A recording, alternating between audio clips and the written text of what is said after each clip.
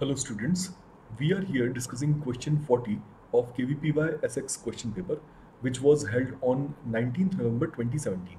Let's observe what this question says.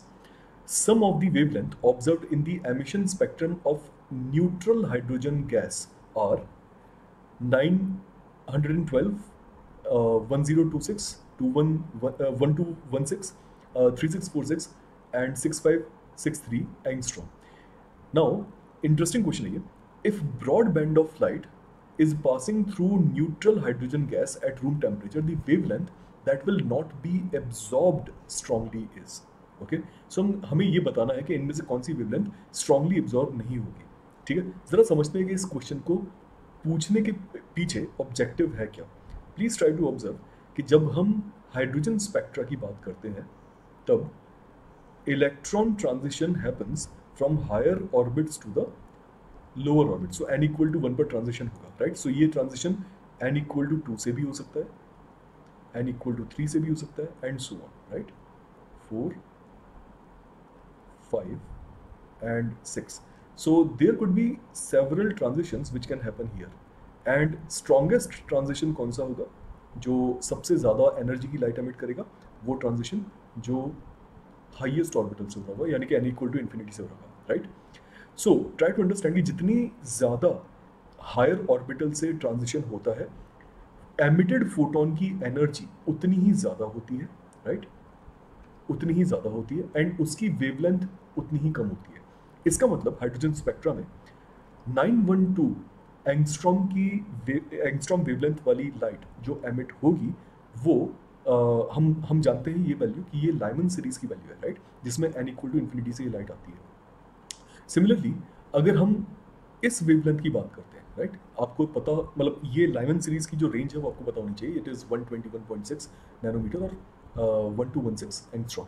सो ये emission तब होता है जब ट्रांजिशन n इक्वल टू 2 से n इक्वल टू 1 में होगा, तब उस केस में लैम्डा की वैल्यू 1216 एंगस्ट्रॉम एमिट होती है, right. So please try to understand कि जो स्मॉलेस्ट वेवलेंथ एमिट हो रही है वो है 912 एंगस्ट्रॉम जब transition n equal to infinity से यहाँ पर हो रहा है, एंड सेकंड है ये वाला, ठीक है ना, ये सबसे लॉन्गेस्ट वेवलेंथ होगी लाइमन सीरीज की. Now try to understand then इसके बाद वाले एमिशंस क्यों हो रहे हैं. इसके बाद वाले एमिशंस इसलिए हैं क्योंकि ये बाल्मर सीरीज या फिर और दूसरी सीरीज से बिलोंग करते हैं, राइट. नाउ अब हम बात करते हैं कि एक्चुअली क्वेश्चन पूछ क्या रहा है. एक्चुअली क्वेश्चन ये पूछ रहा है कि जब हम ब्रॉड बैंड ऑफ लाइट यानी कि ऐसी लाइट जिसमें ऑलमोस्ट सारी फ्रीक्वेंसीज प्रेजेंट हैं या सारी वेवलेंथ्स प्रेजेंट है, अगर हम उसे न्यूट्रल हाइड्रोजन गैस से पास करवाएं तो फिर सबसे कम पॉसिबिलिटी किस वेवलेंथ के एब्जॉर्ब होने की है, राइट. सो आंसर इज वो सबसे कम पॉसिबिलिटीज इन दोनों की होगी. क्यों? बिकॉज जब हम बाल्मर सीरीज की बात करते हैं तो n इक्वल टू इन्फिनिटी से अगर n इक्वल टू 2 तक ट्रांजिशन होता है देन उस केस में एमिटेड लाइट की वेवलेंथ 3646 एंगस्ट्रॉम होती है, राइट.